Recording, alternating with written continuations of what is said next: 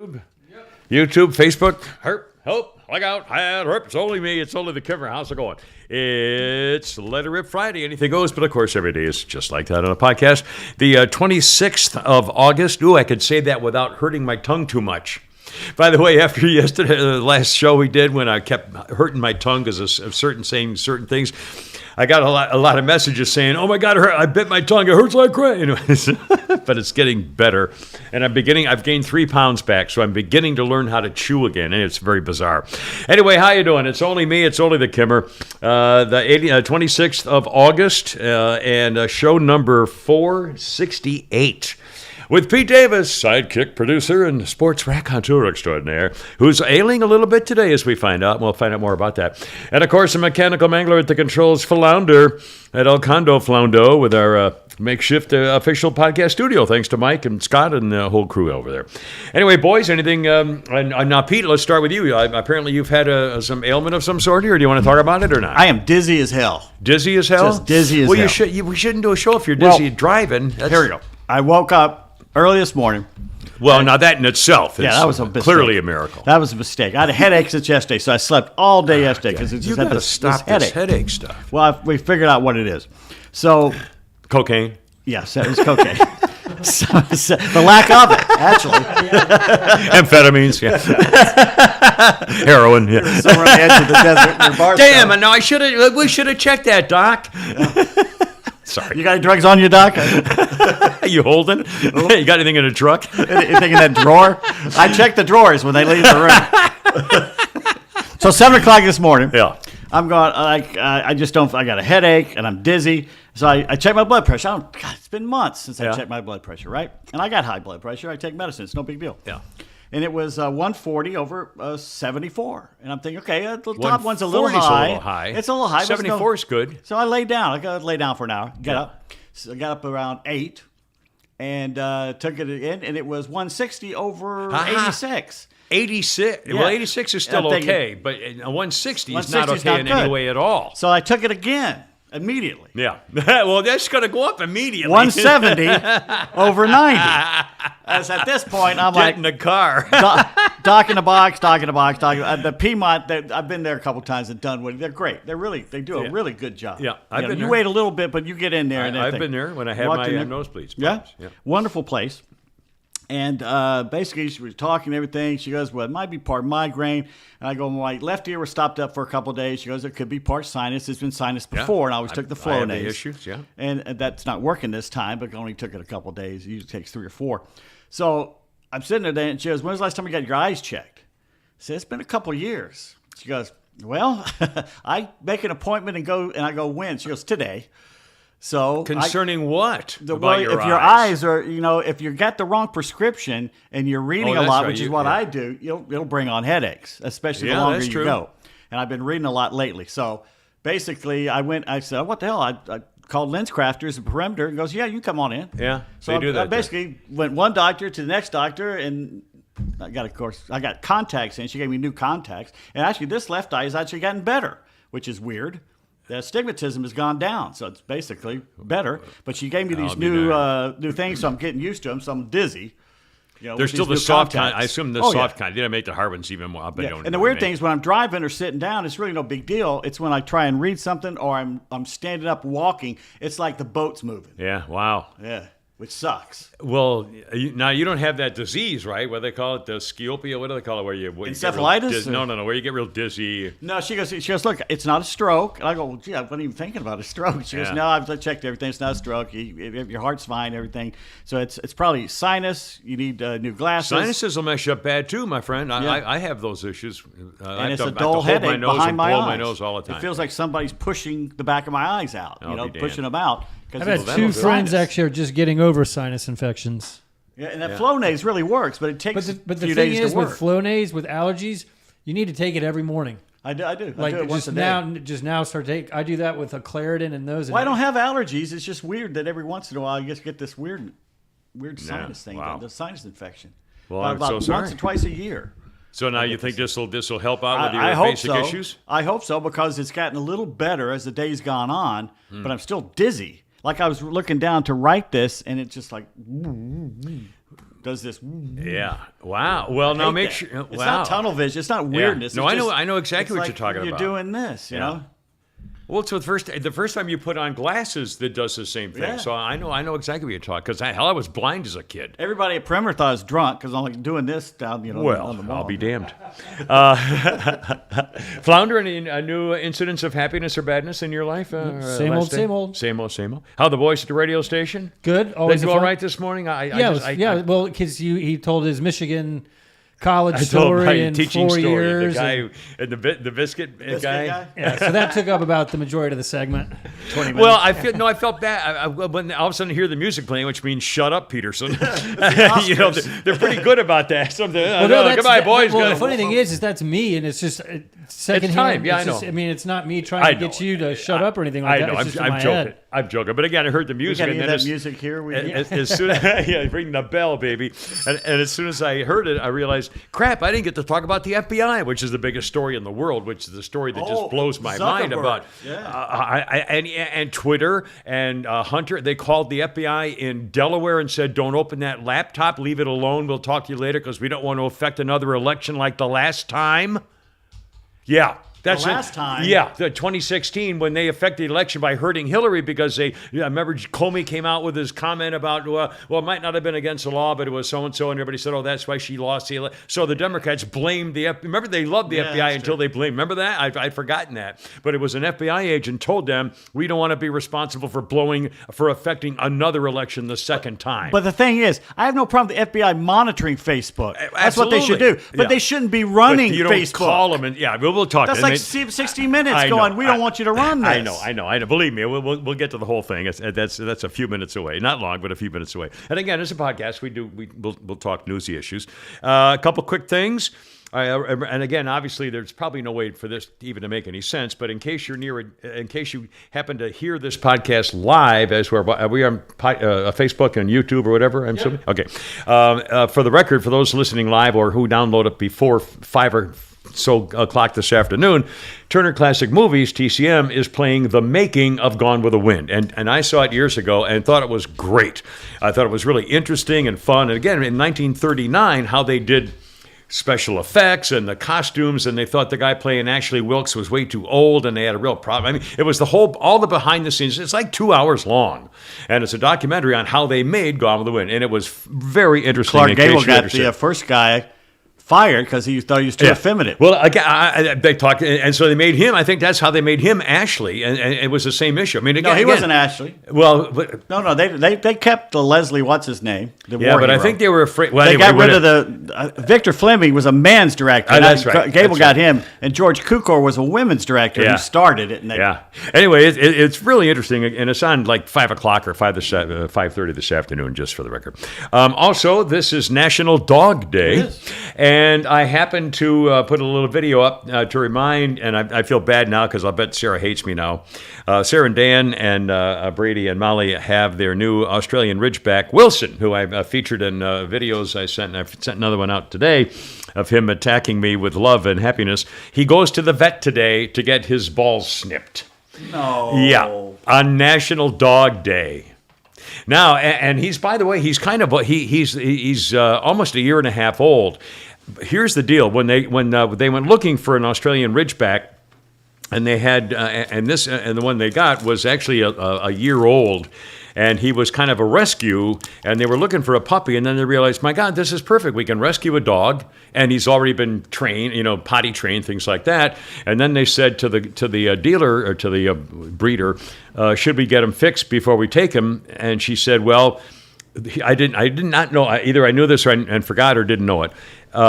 She suggested that because dogs like that he's not as big as like a bull mastiff, but he's very strong. They're all muscle and very muscular dogs, strong dogs. She said dogs like that, the longer you wait to get them fixed, the better chance they keep the chemicals in balance in them so they don't have hip problems later. And I had not heard that before. Anyway, they just said, okay, we'll wait another few months, and so they're getting it done today. But it happens to be National Dog Day, which I know they don't know. Again, I love them dearly. And Jennifer, if you're watching or listening, hi, sweetie, and my clonk-headed daughter. But Sarah doesn't go on Facebook. She doesn't do stuff. I mean, she's not a social media type person, and neither is Dan. He's a lawyer, and she works with. Anyway, whatever. And so they don't know it's National Dog Day because they don't read they don't get a paper, they don't watch the news, they don't listen to the news on the radio. They might listen to NPR or whatever. That's it. I mean, it's unbelievable. Anyway, so it's National Dog Day. Thoughts on National Dog Day? Are you any closer to thinking about getting another dog?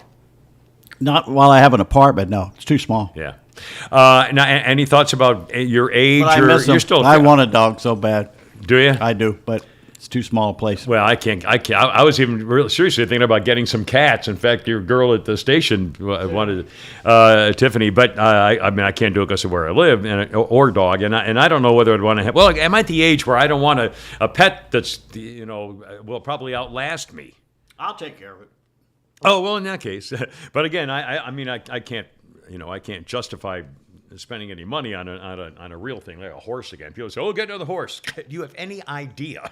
Anyway, but I miss dogs. We and growing up we always had at least one dog and several cats.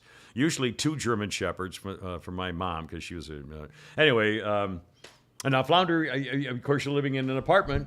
We could have the dog, the show dog. He could be here. We could put the camera on him. Thinking about getting a cat, but like similar to Pete, if I was to get a dog, I'd want to have a home. Yeah. I'd want to have a backyard. Yeah.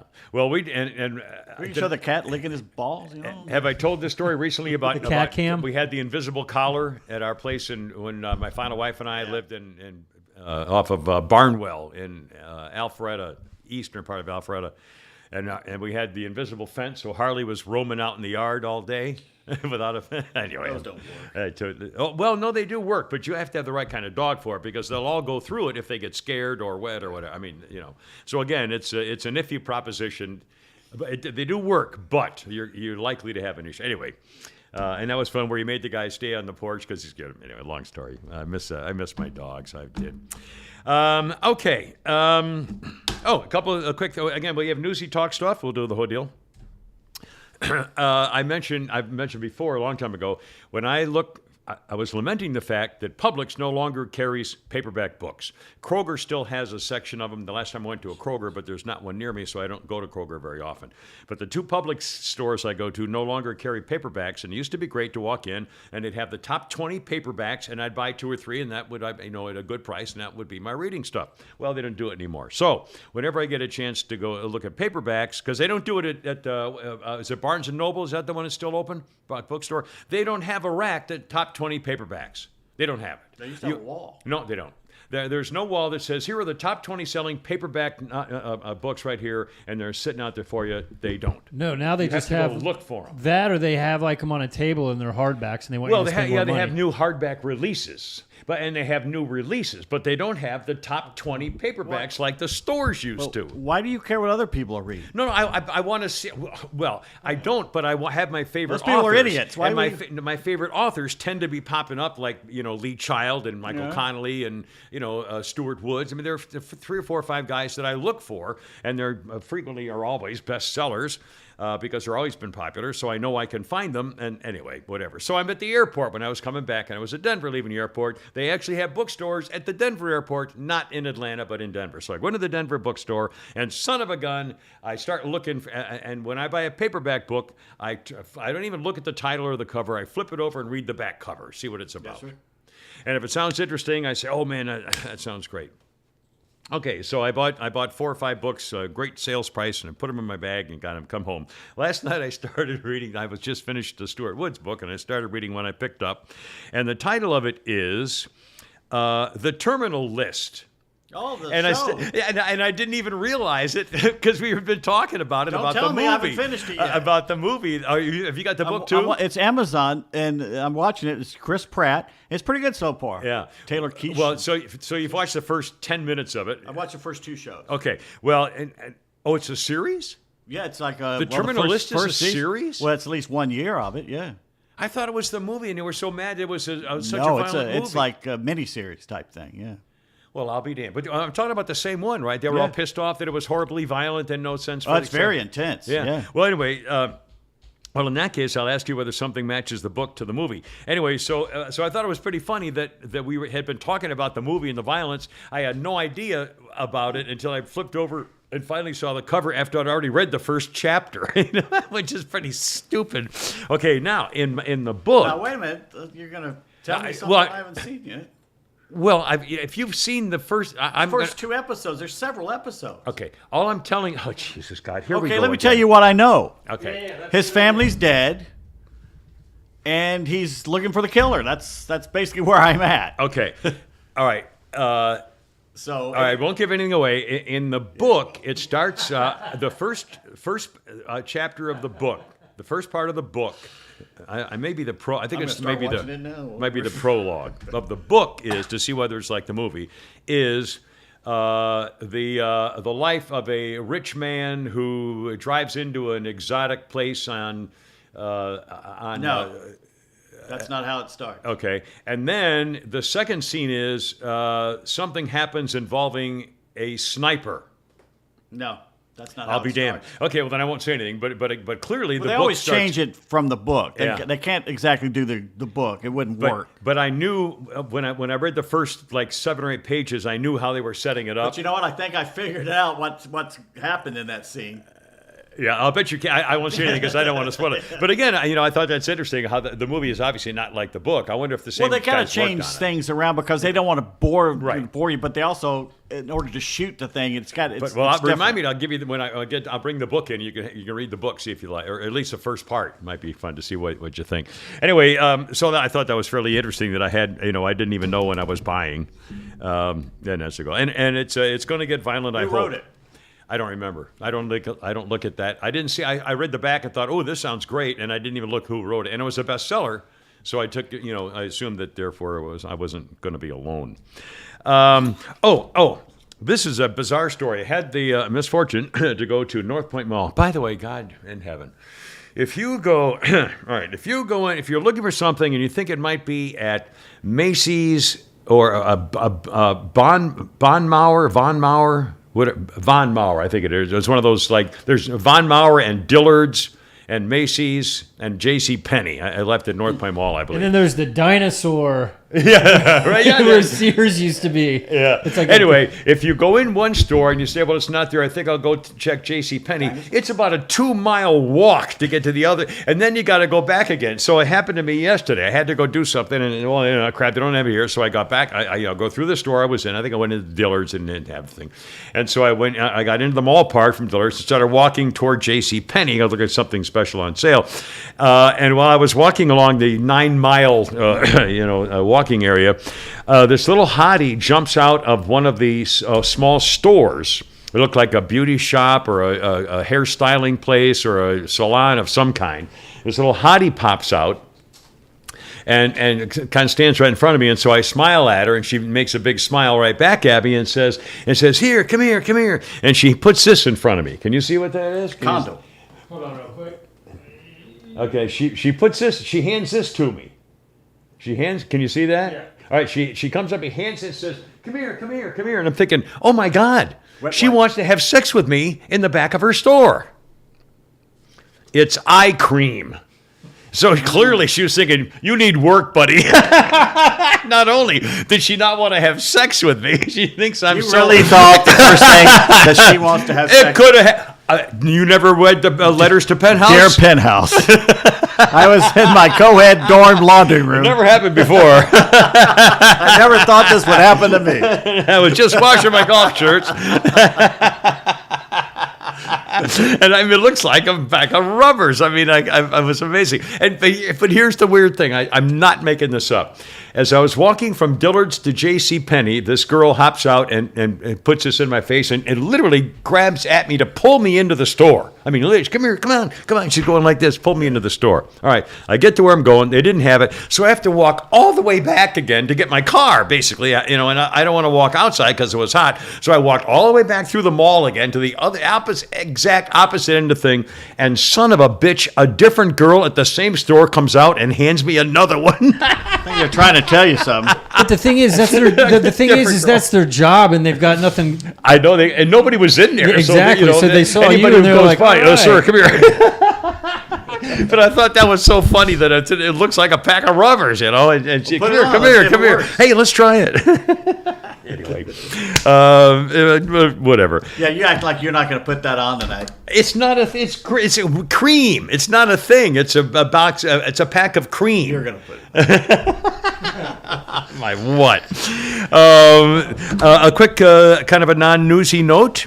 Well, actually, I'm sorry, it is a newsy note. A sign of the times. Apparently, a bunch of parents in St. Louis have been demanding a crackdown on what's going on in schools, and so they have voted in a St. Louis school district to allow teachers and administrators to physically paddle their children with parents' permission.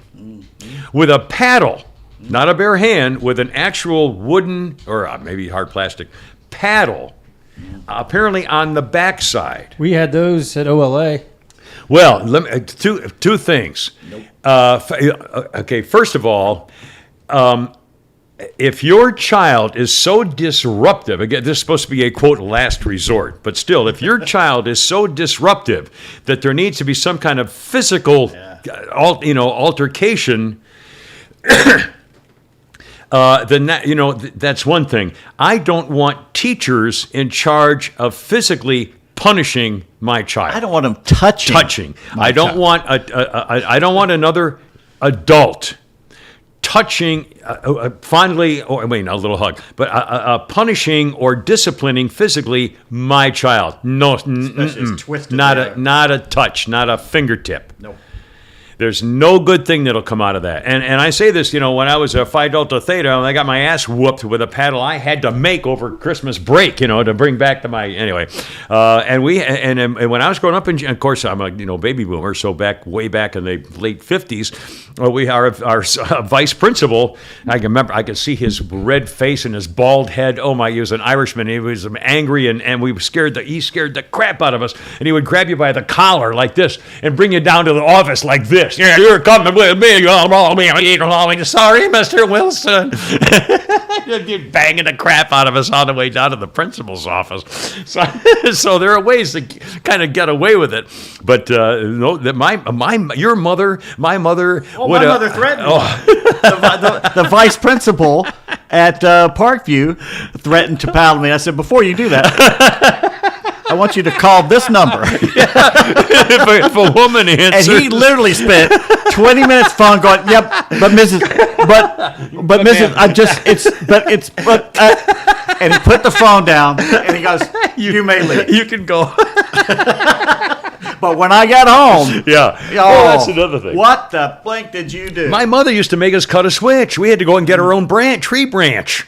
And if we came back with a little flimsy one, then she'd go get it. You're a senior in high school. You don't need people touching you. If I was seven, if I was seven and I brought home a bee's first nest grade, or something. Falls Church, Virginia, first grade, Ms. Domenici sent me and Earl, my best friend. He was a little black kid that always we get in fights. But we were best friends, but then we get in fights, and he jumped on my back. And she saw him jump on the back, so I must have done something to make him do it. But she saw him do it, so we both went down there. And the guy, he goes, well, since Earl instigated it, you get to stay. Noel, you have to go back to the room. So I went, when I looked at Earl, and he looked at me like, please don't leave me. I gotta go. And she whacked him, Now, the principal whacked him, He came back holding his butt. Yeah, no, I do not believe in so I don't believe in corporal. The only corporal punishment I believe, even with my own children. In fact, I remember that I whacked Jennifer in the fanny one time, and she screamed, and I felt like I was a child abuser. I mean, oh my God.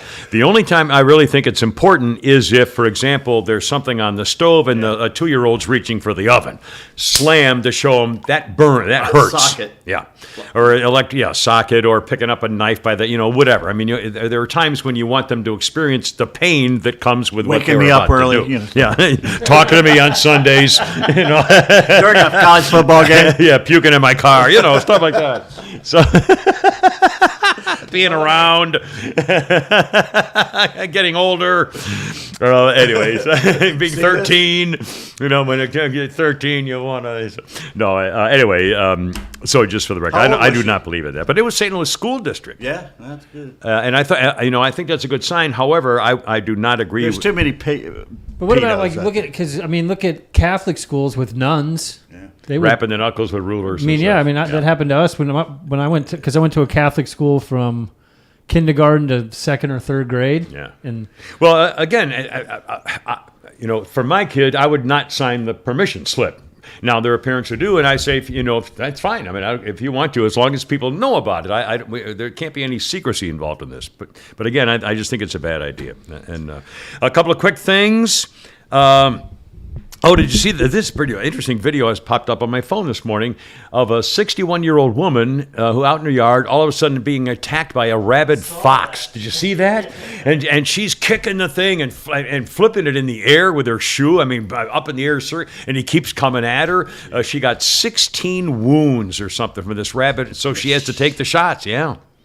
And I think they're a lot better than it used to be, like 16 in the stomach for 3 months now, or something. I think you can even take a liquid or a pill form of it. I'm not sure, but either way, she's getting the rabies shots. And the video's right there of this fox. She said at first she thought it was a neighbor's dog saying, "What are you doing?" And then she said, "Oh my God!" And then he was, and he got her in the hands and the fingers and the feet and the legs. She's kicking them, and she kicked him in the air. Multiple times. And he kept coming. Neighbor finally hit him with a stick, and the fox took. I guess they caught him, but the neighbor came out with a stick. Why they didn't? I forgot where this happened. Was it up north somewhere? I think Michigan or Ohio or so. I should have written that down. I didn't. I'm bad. Also, one little note here, which I thought was unfortunate. A 50-ish-year-old climber, I think an Asian gentleman, was climbing Mount Rainier. Made it to the top. Upstate New York. Upstate New York. Yeah, I figure it was up north somewhere. Upstate New York. And this gentleman was a mountain climber, was climbing Mount Rainier and made it to the top and celebrating, was on the way down when he fell off the mountain on the way down. Now, to me, if I climbed a mountain, I would think I would try to find any way possible to not have to climb back down again. Wouldn't you? I mean, wouldn't there be some kind of like an airlift station or, why would you want to do it all again? Yeah, made it. I would think that'd be brutal. You get there and say, oh my God, I got to do it all over again backwards. Of course, that's what I used to say about Ginger Rogers and Fred Astaire. She did everything he did backwards wearing heels. So who knows? Yeah. Obviously, the guy was a gay woman, clearly. Well, what they say, when you decide you're going to get up and do something, that all those corpses on top of Mount Everest at one time were highly motivated people. That's right. And by the way, there's still thousands of them up there. Yeah.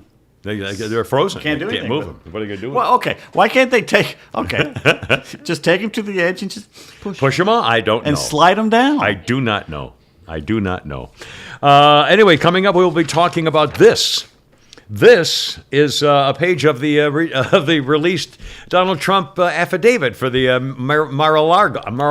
Oh, guess what I got in the mail? Search. What?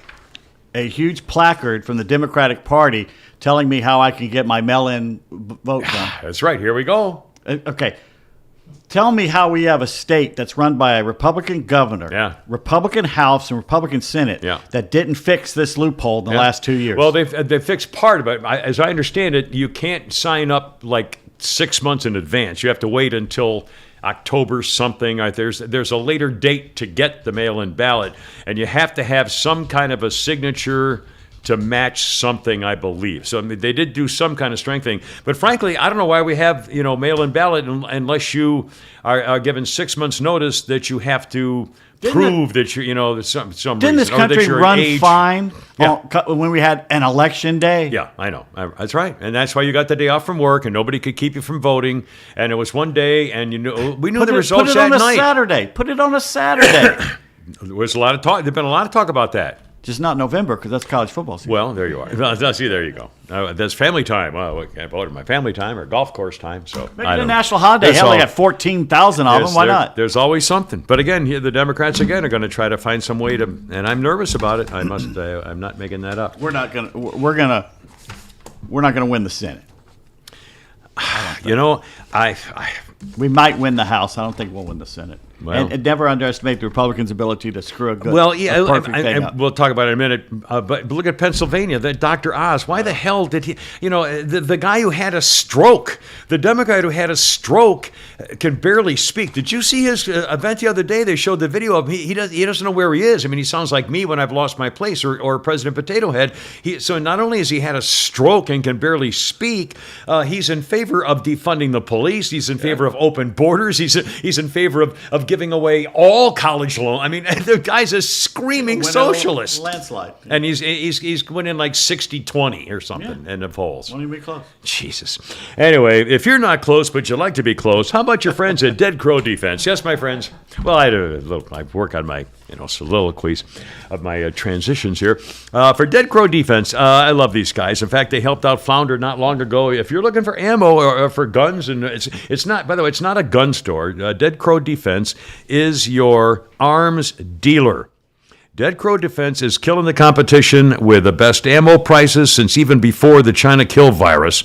All the common calibers are right there in stock, and if they have it right there in stock like they do, they ship it out the next day. Hundreds of other calibers available that they can get for you. If you have a custom order and you can't find it somewhere, they'll get it for you. Dead Crow Defense, again, your gun dealer, your gun supplier. It's not a gun store. They work directly with you. What do you want? What do you need? They'll get it because the world's changing and a lot of folks can't keep up. Well, they do at Dead Crow Defense. Old-fashioned customer service in our most cherished Second Amendment industry.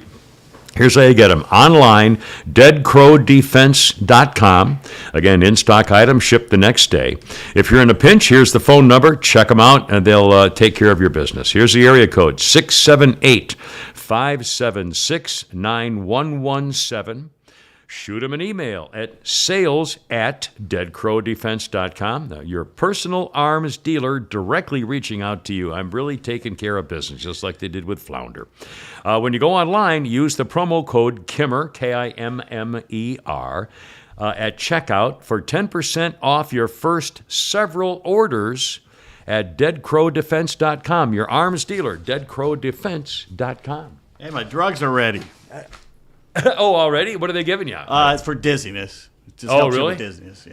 Well, I hope that's just a contact. I mean, that makes sense to me. The optic nerve is a very powerful. My optic nerve is fine, by the way. It's really healthy. But they said that I got baby cataracts. You guys, it's no big deal. Just when you're in the sun, wear sunglasses. Yeah. It's no big deal. Everything else is fine, which is great because my mom had macular degeneration, so that's good. Oh, really? Yeah, that's cool. But she goes, when you're over 40, there's times you're going to get dizzy. Yeah. Just because the brain says, let's get dizzy today. And that's, Every time I stand up, it's like getting high. Oh, that's right. It's a whole other issue, unfortunately.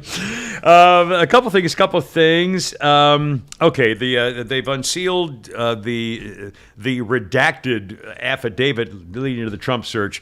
Obviously, we can't do an updated hour-by-hour news release thing on the thing being a podcast. God knows when you get a chance to hear it. But clearly, to me, again, this was done by the official government librarian who got into a snit, a woman Trump hater, who started demanding that he's got classified documents, even though he says he declassified them. It's going to be a whole issue. But the bottom line is, as far as I understand, there has not been one iota of evidence that Trump was doing anything shady or sneaky or immoral or unethical or illegal or against the Constitution with the documents other than having them under lock and key. They were in a storeroom. It's another smear. Locked up. If they found, again, if there's video and I'll bet you the FBI's got a secret. I'll bet they bugged this place. I'll bet you they bugged Mar-a-Lago and he would never know. Oh, I'll bet you he's got the guys in there. But I'll bet they've got better ones. I doubt it. I doubt it. I don't know. How incompetent as they are. Anyway, I'll bet you there's some kind of survey. If they have, they would have to have surveillance video of him meeting with a Saudi sheikh, giving him a bag full of cash in return for, But page they don't of need secrets. proof. All they need is to smear him before elections. I know, but the bottom line is there isn't there's nothing there. There's, the crime is that he had papers in his house. That's why you have 24 armed SWAT federal agents. Here's my question. He has a dozen homes. Yeah. Mar-a-Lago is his most well-known home. Everybody, it's no secret. Why would he keep any secret documents there. And why? And I mean, the whole thing doesn't make any sense. They could have simply not. If they were using surveillance, then they knew they wouldn't have to go there at 4:00 in the morning with 24 SWAT agents. They could have gone there at 10 in the morning with some other guys because they would have had people looking at it to make sure nothing was happening. That's not a big enough show, though. I know. I mean, that's what I'm saying. It's all for nothing. It's all a show to get Donald Trump, and it's going to be even more obvious unless in the next 2 days another. But again, isn't it interesting that the first leaks that came out to the New York Times in particular were that the issue is that Donald Trump had documents that were classified top secret, including the nuclear codes. And so they say, oh my God, woo, woo. Well, it turns out that that's not particularly unusual, but that was the leak. Instead of the leak saying Donald Trump tried to sell the nuclear codes. If there had been a crime committed other than having the documents, in other words, the crime of having paperwork, if there was something more that he was trying to do something with it or use with it, then that would have been the leak. So clearly, it's all about there's no there there. They're afraid he's got stuff on Hillary and Obama from when they started wiretapping. We'll know everything eventually if in fact they actually do charge. Now they're going to have to charge him with something, or this is all going to go away, and then it'll look like even more idiotic. But if they do, we're going to have to find out if they charge him with a different crime, such as on the January 6th insurrection. That means, in fact, the reason they were looking for his stuff is to get something for the January 6th issue. Had nothing to do with the documents he had in his basement. They were looking for evidence on a different crime. They don't need any proof because they're going before a heavily Democratic D.C. jury pool that will indict anybody. That's right, and convict anybody. Remember, they already said, remember the chairman of the jury in the last FBI case, and the FBI agent who lied to the document. He said, well, there's a lot bigger things going on than lying to the FBI. Unquote. Remember, she actually said that. Well, so you lie to the FBI. Well, there's no big, everybody does that. Remember that. Oh, my God. Unbelievable. Anyway, now, a couple of things. It gets even worse. The business with the affidavit just proves that they're clearly they're out to get him.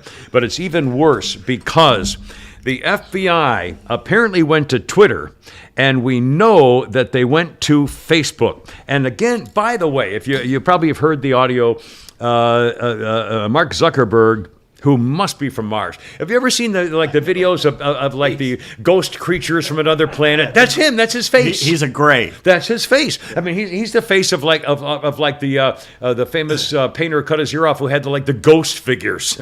I mean, anyway. He's from Alpha Centauri, and as Harry says on Resident Alien, they're a bunch of dickheads. So we knew that.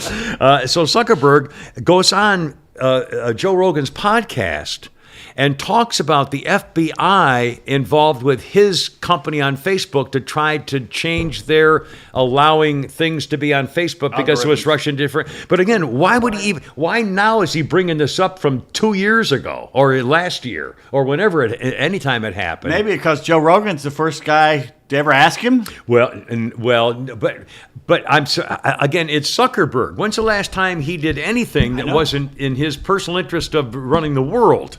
And again, all of a sudden now he's giving proof that the FBI was in the business of trying to get major media coverage changed to help Joe Biden. Yeah.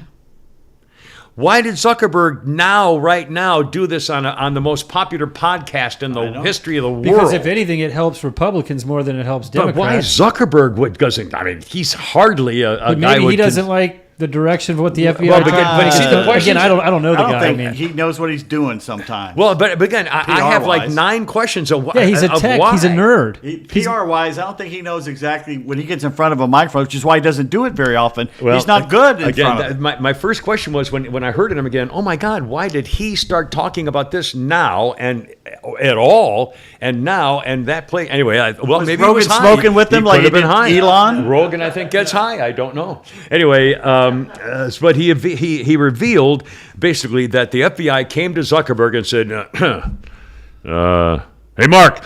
Yes? FBI here, Dweebo. Yes? You're going to hear some stuff about computers, Hunter Biden. You like that little wife of yours, do you? You want to keep her alive, do you? I would ignore the Hunter laptop stuff. Just, and I didn't call. Okay. Yeah. So they threatened Mark Zuckerberg with death and murdering his family. Allegedly. If he, well, I'm pretty sure, in my own opinion, that's what I heard, was that they would kill his family if he allowed any kind of conservative things to interrupt the Hunter Biden campaign for Daddy Joe, which to me is, again, as you mentioned in brief at the beginning, the FBI is supposed to be a national police force to guard our national security. Okay, they don't investigate foreign crimes. They don't investigate state crime. To guard us when national security issues, the state police force to guard against foreign agents coming in here is the FBI. They're the federal crime force. They're not a state crime force. The FBI did two things. They went to Zuckerberg and said, okay, you should be on high alert because there's a lot of Russian propaganda coming in the 2016 election, and it's going to happen again in the 2020 election. So be careful, Mark, what you do. And then that was 3 weeks before the Hunter Biden laptop thing started breaking. And so Zuckerberg said, well, yeah, I guess that's what they were talking about. Josh Hawley said, so the FBI preemptively warned Facebook of the Hunter Biden laptop reporting. The same agency effectively laundered Russian disinformation in the 2016 election in the form of the fake Steele dossier and had an FBI agent lying to the most secretive court in the land to help the 2016 election. Now, it even goes worse than that. Everybody's talking about, to me, the fact that, and apparently they did the same thing to Twitter. But here's, and we're going to talk in a minute here about the next step. But at first, they go to Facebook and tell Zuckerberg basically, don't cover the Hunter story or downplay it because it's Russian disinformation. Now, okay, Facebook's Mark Zuckerberg was on Joe Rogan's podcast he was on there for, I guess, a couple hours or a very long time. The most important thing of that entire interview clearly was that Mark Zuckerberg has confirmed that the FBI was getting involved in the 2020 political election to help Joe Biden. Is there any other, do we agree on that? That's the bombshell. Here's how Twitter reacted to Mark Zuckerberg's appearance on the Joe Rogan show. Wow, the tech entrepreneur told Rogan that new equipment from Meta was being released in October. Ooh, that's so exciting news that came out of the podcast. Here's more exciting news by Twitter. Virtual reality really convinces your brain to be there. You have to convince your brain that this isn't real and that you are not actually there. Wow, another great reaction about the Zuckerberg appearance on the roadcast. Oh, you want those to be normal-looking pair of glasses because they're working on waveguide technology that could be made out of plastic or glass in the future. Holy cow, those are three major things that Twitter's exploding with about the podcast. Can you, well, you'll never be able to do all the things you can do in person, but you'll be able to work remotely pretty much live anywhere you want. Those were the reactions flooding Twitter of the Mark Zuckerberg appearance on the Joe Rogan podcast. Not that the FBI was changed the election. Now, another thing, even worse. We've talked about the whistleblower. The whistleblower we've heard about before, according to Ron Johnson, the senator from Wisconsin. A whistleblower claims that the FBI also instructed the agents in Delaware not to investigate the Hunter Biden laptop before the presidential election, which was, as you recall, like 3 weeks before the election this started breaking. And the FBI went to the agents in Delaware with a laptop and said, you are not to open that laptop. We are not going to change the outcome of an election again for the second time.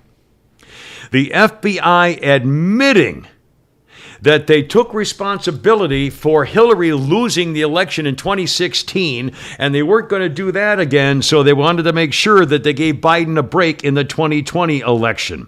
The whistleblower stated the local FBI leadership told employees, quote, you will not look at that Hunter Biden laptop. The FBI is not going to change the outcome of the election again, unquote. The FBI didn't even begin to review the documents of Biden's laptop until after the election. Senator Johnson notes that was potentially a year after they got the laptop in 2019. They need to find out who said that. Yeah. Because the FBI is supposed to be above it. That's right. They just follow where it goes. They're not supposed to care where it goes, and obviously they do. Well, clearly, I mean, I'm not in favor of, quote, defunding the FBI. What I am in favor of is having a different national police force. You've got to get rid of Miss Christine Ray, the coward at the leadership from Atlanta of the FBI, and swipe out probably the top third of upper and middle management because they're political. I mean, they're not cops. Don't we want cops? Don't we want I don't want accountant lawyers head of the FBI. I want freaking guys who are saying, wait a minute now, let's go get the bad guys and do the things that we should be doing for our country, not for our a political party. I mean, I literally can't believe how bad it is at the top of the FBI. They've been, and I don't watch ABC, CBS, NBC. Do you guys ever watch them at all anymore? Flounder, do you watch them at all? Oh, glance. The problem is I don't know what I'm talking about. I'm going to make a guess that I'll bet you that the mainstream media generally is not making a big deal about any of this, about the FBI. Matt Taibbi used to be Rolling Stone's main guy, investigative reporter. Flamin' liberal. Yeah. Flamin' liberal. Came out at the Joe Rogan thing, and he posted, and he goes, why isn't this a bigger story? Yeah. That's exactly the question. And again, to me, and I'll bet you the mainstream media is not even covering this. This to me is a million times bigger than Watergate ever was. Oh, I mean, this is the kind of internal insurrection and treason to overthrow a government and to change it for the second time. I mean, the FBI playing politics in itself should be verboten, but they've done it.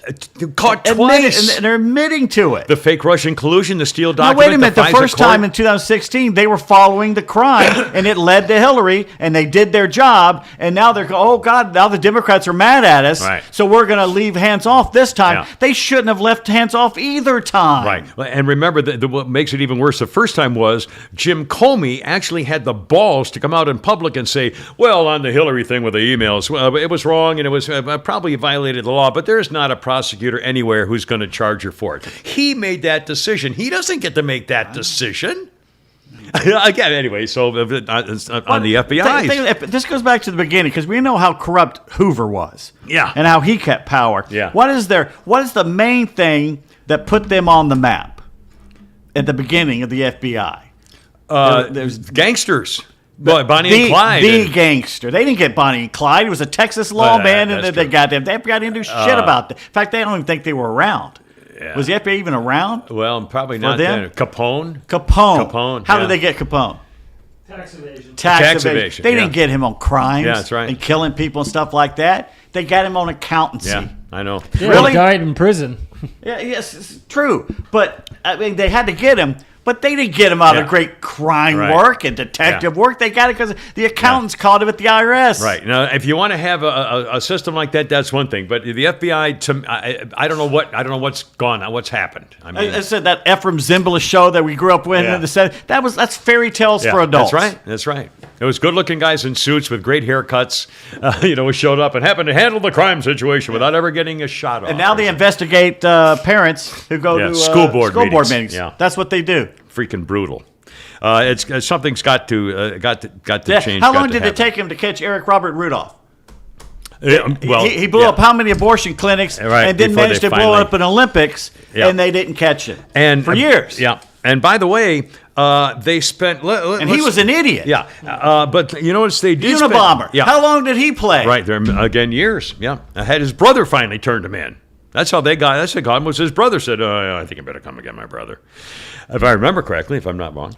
But they did spend a lot of time with helping Hunter Biden hide the incident of the fact that he lied on a federal form for a gun permit, and that they retrieved the gun that I guess it was his wife or one of his girlfriends, I guess his wife threw in the garbage can outside of school, and the FBI or the Secret Service and the FBI worked in cahoots to make sure that was covered up and nothing ever happened. That was Donald Trump Jr.? Yeah. Oh, my God, if that had been a Republican, Donald Trump Jr.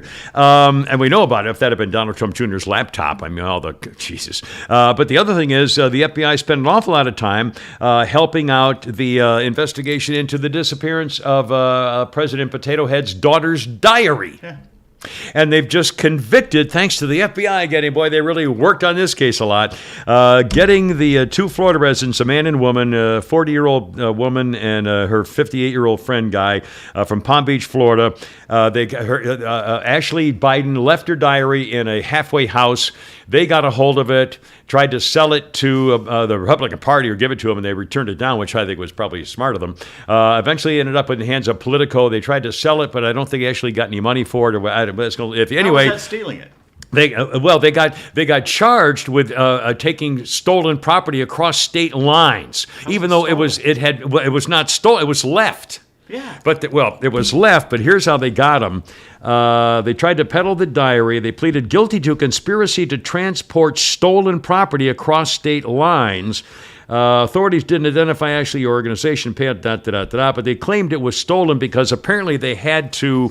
I think when they first got the diary, they tried to give it to the GOP. The GOP said, give it to a reporter, I think. And a reporter said, no, I don't know if this is real. You're going to have to get me some proof of something that this is real. So they went back into the house again and took some more stuff. All right, well, that's stolen. And I think that was how they made the stolen property charge across state lines to bring it to so-and-so. But again, they could go to prison for 5 years.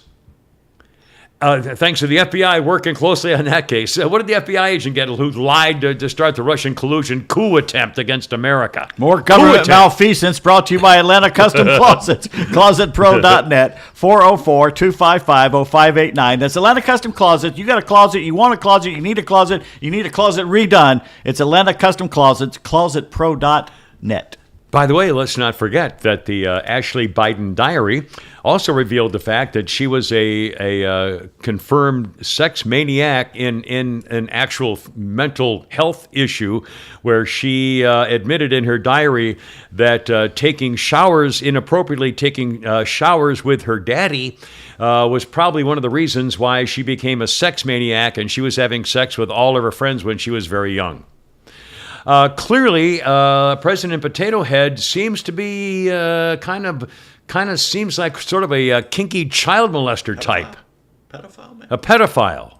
Pedophile in chief. And how come not one reporter has asked him, Mr. President, why is it ever appropriate for a grown man to take showers with his daughter? Because that reporter will never be allowed anywhere near him again if he does.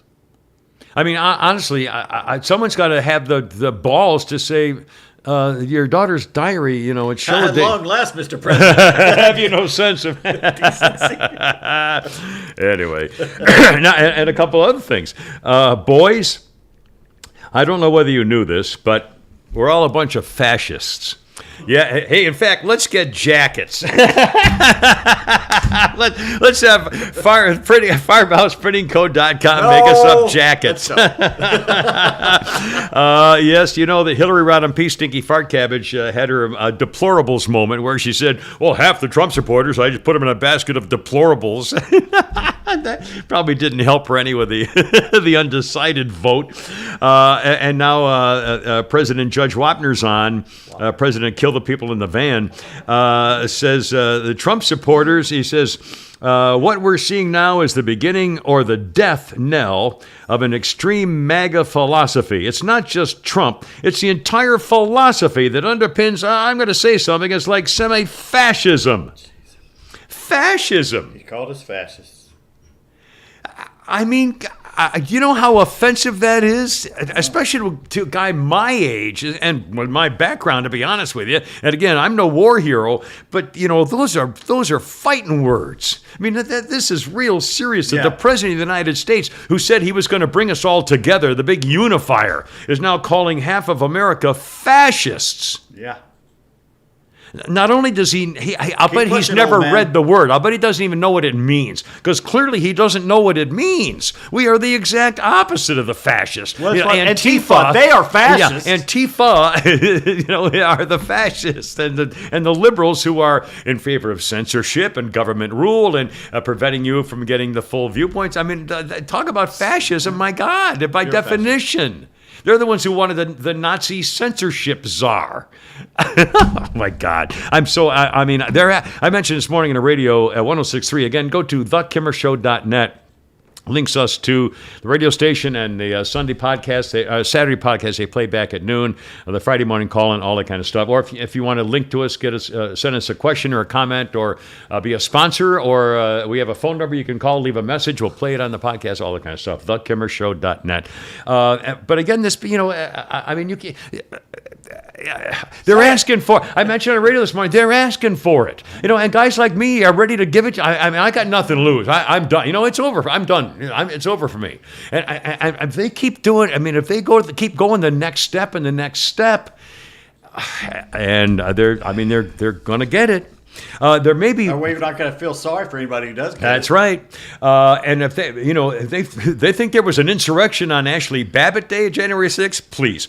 Flounder, I don't know whether this even available still. I think I heard it somewhere on the internet. There may be another good sign of a woman White House reporter refused to accept that ridiculously stupid little mumble talker who's at the podium, Racine, whatever the hell her freaking name is.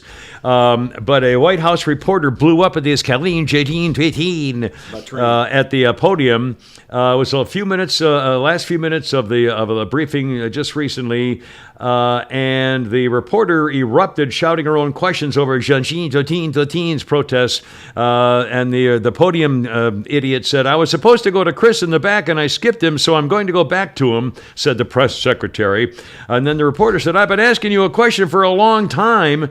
And then the secretary said, "You're not being respectful." And then she gestured toward the other guy saying, "Go ahead," to somebody else. The other reporter kept persisting, saying, "Yeah, I've been trying to ask you a question for more than a week." And so the Regine Tatine said, "Respect your colleagues, respect your colleagues. I'm sorry, Chris, you're going to have to start from the beginning because there was some disrespect happening there." Oh, my God. Me? And again, did you hear her explanation? You should Google it if you haven't, of how the anti-inflation bill is supposed to help, and who's going to pay for the student loan who's going to pay for that?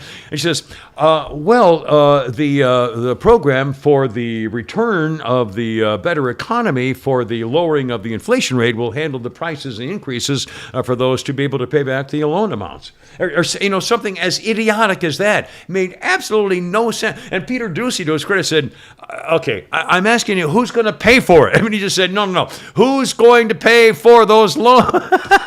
Congratulations to everybody who didn't get student debt, because now you do. Well, think about it. The student loans, they're the people who should be paying any student loan off are the colleges and universities. Again, there is more endowment money. I think Harvard has $60 billion. There's more endowment money in the Ivy League colleges alone, where no one would ever have to pay for college again, and they never lose any money. Just making money on their interest, they would never lose a dime if they never charged another student tuition. And you mean to tell me that you really think it's worth taking classes from some professor at a podium who probably has got a grad assistants doing most of the work for him, giving a lecture, which you could, have someone download and give to you, to pay $60,000 or $80,000 a year? It's not worth it. Please. When I have a master's degree, how many times I told a little story about my thing this morning on the radio, but my master's degree, at the time I got it when I just come out of the Marines, and I thought, it's going to look great on a resume, and it did. And I know it helped me get a job here in Atlanta at the radio station at the time in 1972 when I came here, was impressive. And they told me, "Man, I can't believe it. You're a veteran and you also have a master's degree. Wow." And it was impressive on paper. But it doesn't mean anything. I've never used... I got to know you? I've never used anything. You know. I might go, "Well, yeah, he's a master's, I was almost a doctorate. I was almost staged. They wanted me to stay and finish my PhD. But again, I've never used anything from my master's degree. The only thing it shows is that you can study and that you can make sense of things, and you have some some ability to get an intellectual project done. But and you can take a test. But but that's all it means. It doesn't mean that I have any more wisdom than you do. There's nothing in my master's degree that makes me a better broadcaster or dad or anything. Anyway, so the college degrees, someone needs to say, okay, I mean, someone of enough prestige. So, I mean, it can't be someone like me who says, oh, here's a guy who flunked out of college twice. It's got to be somebody with enough prestige to say, okay, we need to rethink the entire university system.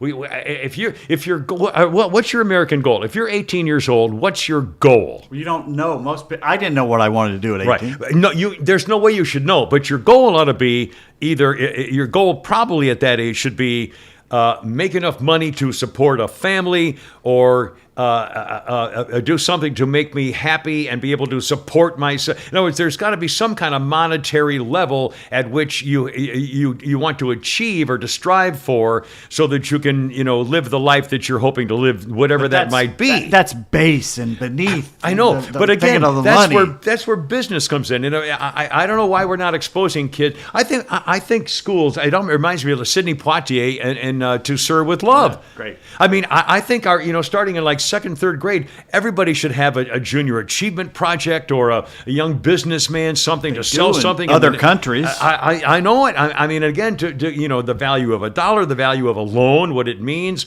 investments. I mean, maybe your kid next door wants a quarter for lunch. I'll lend you a quarter, but tomorrow you owe me 30 cents. I mean, there must be a million ways to and of course that's most of it's got to start at home. We had to have jobs as kids. When I was 9, I had a paper route.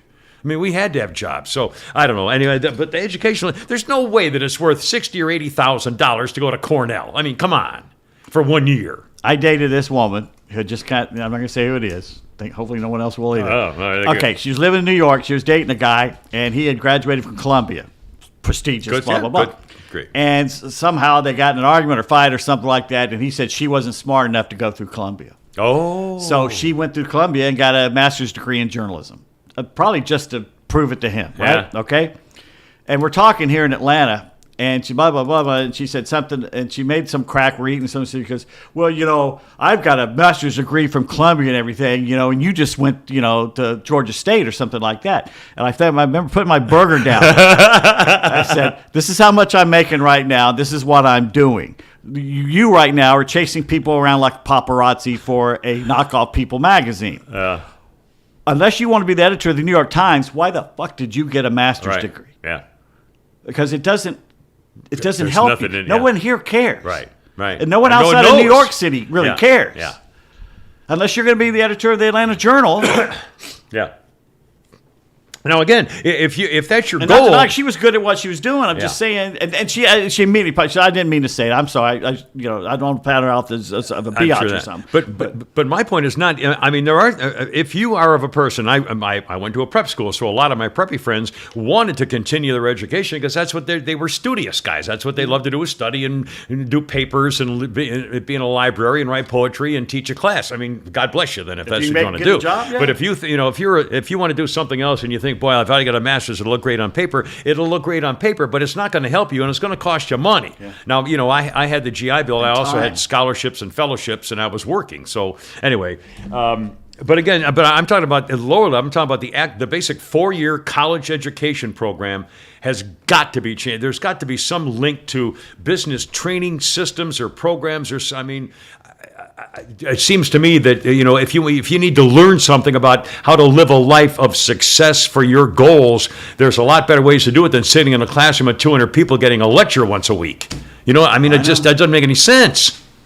On-job training time, you learn a lot. Anyway, I don't know what I'm talking about. I remember walking up in Georgia State. My dad's office is right up the street, and I sat down and I told him I'm going to take off a quarter or two here, and he goes, "Why?" Yeah, and I said, "Because I don't know what I'm doing. I'm wasting money." And he goes, well, that makes sense. Yeah. But you shouldn't. But don't quit. The longer you stay out, the harder it's going to be to come back. Yeah. And he's right. Yeah. Well, my parents paid my first 2 years of college, obviously, like parents do or did back then. And after the Marines, I did it on my own. And which is, and I had loans and I had grants up and paid them back. And anyway, things are different now. But the reason this all started, and by the way, I don't even know why they pick college loans. The reason we have a crisis in the amount of money owed by college students or ex-college students I think it might be close to like $1 trillion. I mean, it's an outrageous amount of money that's owed in college student loans. The reason it happened is because Barack Hussein Puttitat, under his administration, killed all the private loan programs, basically, and had the federal government take it over. So the federal government now in charge of student loan programs is basically allowing everybody to get the loan.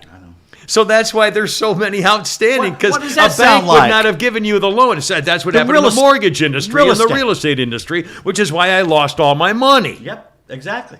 Because all the brokers would they called them what the hell, tranches or something, and they were a tranche, and it's like the system of gambling that you're going to lose the money on mortgages you bundle together because you know the people can't really afford it because the government's going to guarantee it, and you know it's going to go under, so they get all the money for it being a loss, but it's my money they lost. You know, I mean, it's amazing, and not again, one went to jail. It's because. Of course not. It's because, Too Big to Fail. Remember that? And by the way, that's a great documentary if you ever get a chance to see it again. William Hurt. Yeah. But again, the federal government has been responsible for me doing all the right things and losing everything.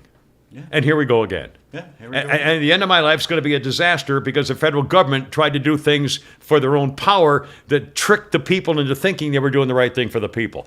I mean, am I right? I mean, that was Democrats, and that was on Clinton too. The real estate thing, by they changed the rules and everything. They knew damn well those people couldn't keep up those loans. Exactly. They knew and they was going to ruin their credit for the rest of their lives, and they didn't care. I remember doing they got their votes. I remember one of the stories I mentioned as proof of this years ago when this PPP business came out, or long before that, was a woman who might have been my tax guy told me, a woman who worked part time at a daycare center, and they gave her a $400,000 mortgage for a home.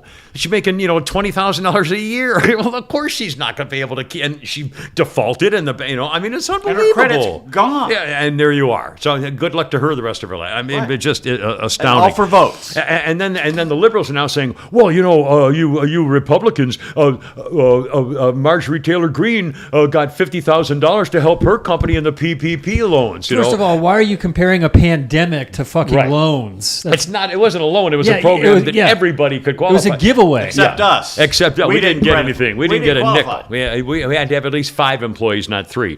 But we didn't get squat. By the way, for the record, before I forget this, let me look it up. Now, the Democrats, again, complaining that conservatives got the PPP money. First of all, it wasn't a loan to try to have us not pay back something we took out and agreed to pay back. It wasn't a loan at all.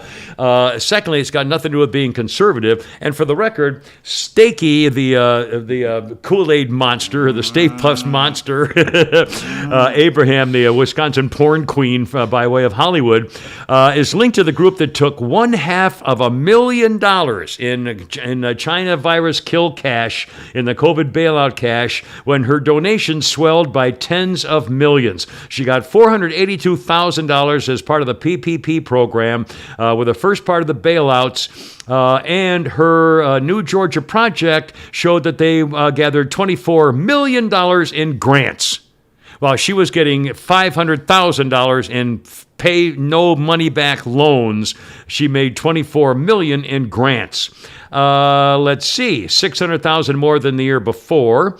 The executive director pocketed a couple of $100,000. Stakey also had other projects like the Marguerite Casey Foundation, giving $100,000 grants twice to her, where she could go ahead, as the Marguerite Casey Foundation is in charge of defunding and abolishing police departments. I'll be damned. And that's Stakey, the Kool-Aid monster, Wisconsin porn queen by way of Chicago. And they always get us with this when they're passing these things where you're not compassionate. You don't care about the poor. You don't care about the homeless. You don't care about this. How compassionate it was to lure these people into taking loans they could not ever repay, and having to default, kicking them out on the street again after ruining their credit. How compassionate is that? It's more compassionate to say up front, no, you can't get this loan because this is what's going to happen. Well, we know, and it's our fault. Again, none of this would be happening if Georgia had elected 2 Republican senators. It never would have passed the Senate. Any of this stuff would not have happened. Coming up, you're going to hear what our correspondent Mike Hunt is telling us about being forced to borrow money and the student loan bailout programs. Also, lifetime savings for certain degrees. And President Gurley parts with an unrelated story entirely on tuitions. But first. Did you just poot? Did I just poot? Did you just poot? No. Because you did the old one cheek snake there. I thought you just pooted. Oh, no. Did I? No. I thought you thrown a fast one there on us. It's like there's an old joke. It might be too visual of an old lady at a nursing home and her parents. I mean her children show up to see her, and she's 90 years old, and she's sitting there in her nursing home chair, and they're trying to say, "How you doing, Mom? Hope you're doing okay, Grammy," and everything. And every time she leans over like this, they shove her back over, and they keep talking to her, and she leans over like this, and they keep shoving her back over. The nurse keeps shoving her back upright.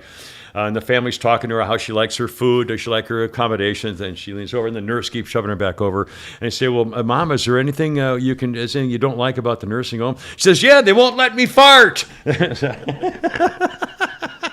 Anyway, but they will let you fart at the M&S Title Pawn. No, I don't think they want you to, but I'm sure they won't kick you out of the store. M&S Title Pawn. Now, I say that funny because the title is actually M, the letter M, and the letter S. So it comes out M&S Title Pawn. Ta-da! Sponsoring from beautiful Bremen, Georgia, right there at 306 Laurel Street, Suite A. M&S Title Pawn is open Monday through Saturday.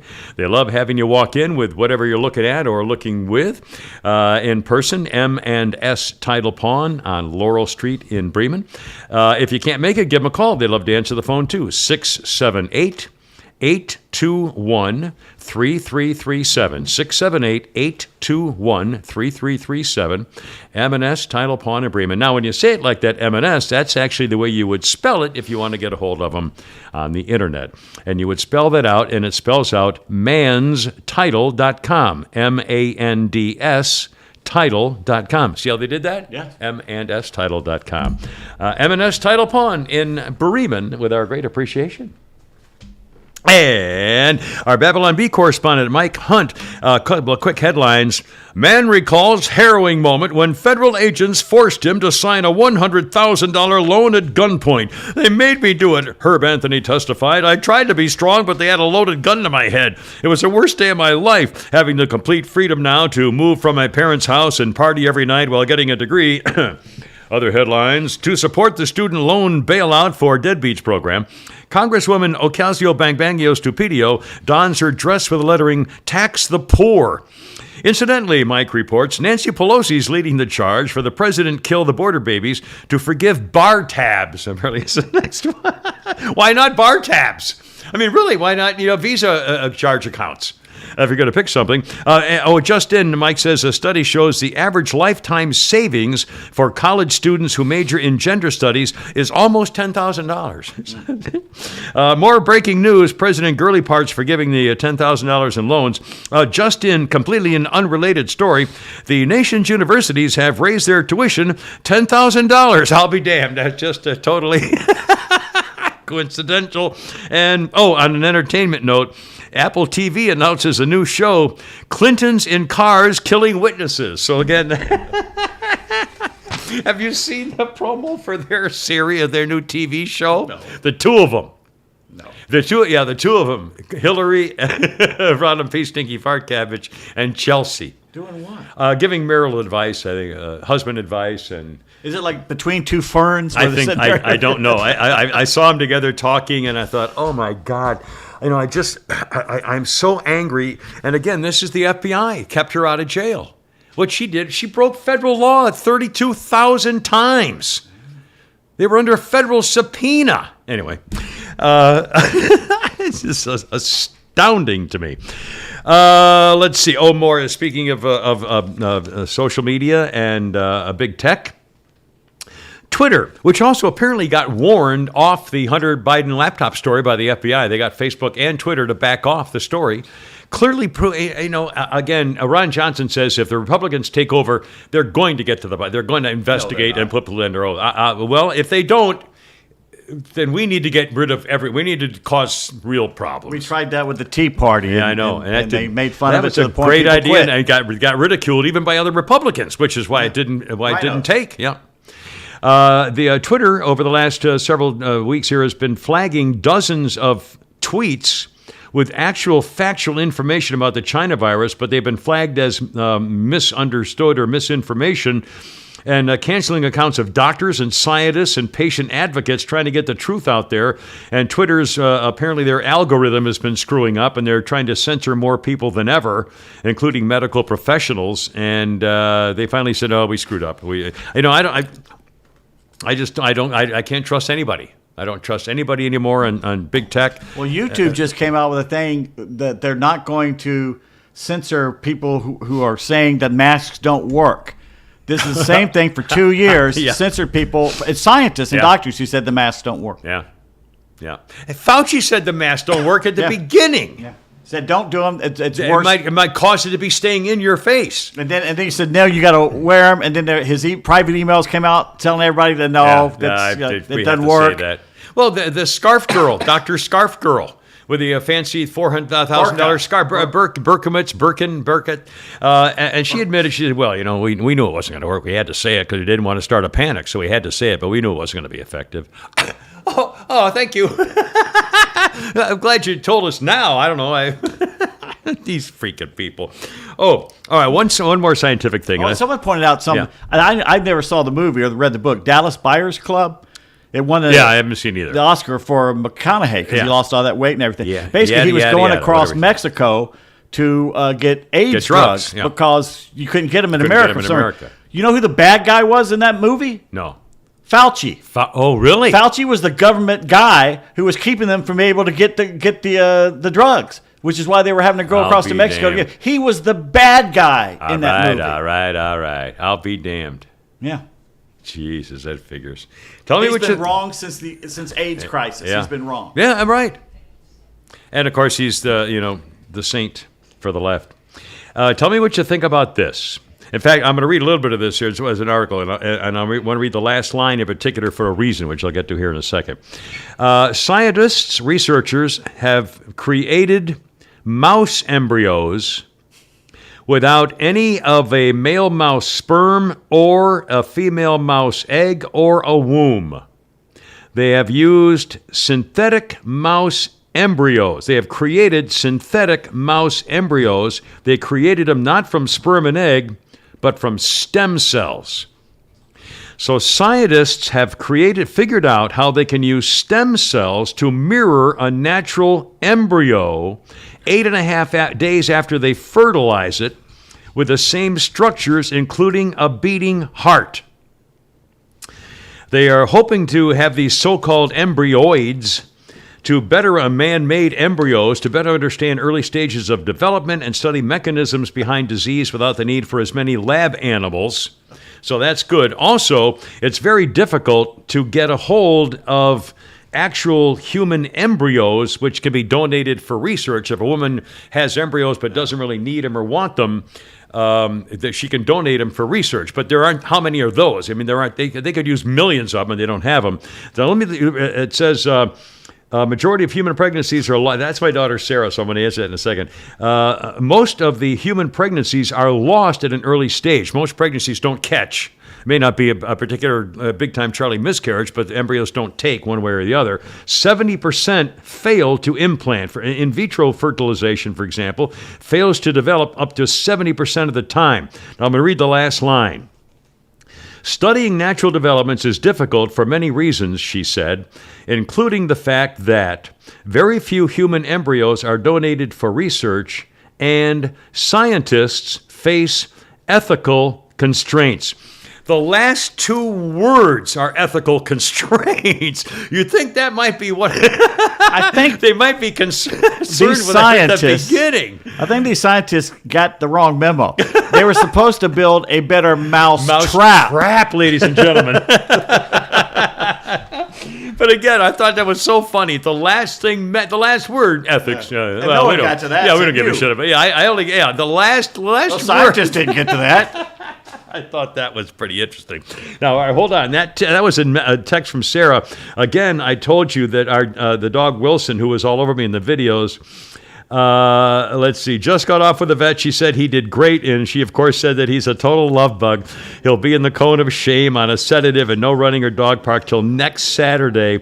Seems kind of heavenly to me. He won't eat or tear anything up. He's a cyclone. I mean, when we came home, Sam came home onto the back, they have a screened-in back porch, and we left the door out there for him. He had destroyed a bunch of cardboard boxes that were just everywhere. I mean, just because he was playing. He was having a good time. He's like a puppy.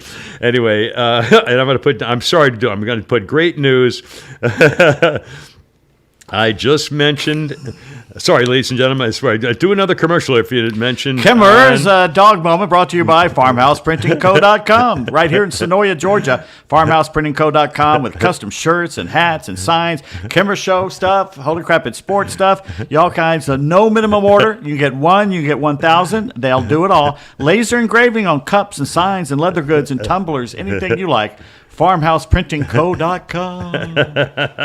I just mentioned I love my podcast, what you wrote, XO, and big hugs for Wilson. For Wilson, S-O-N. Okay. All right, sorry. Thank you very much. Now,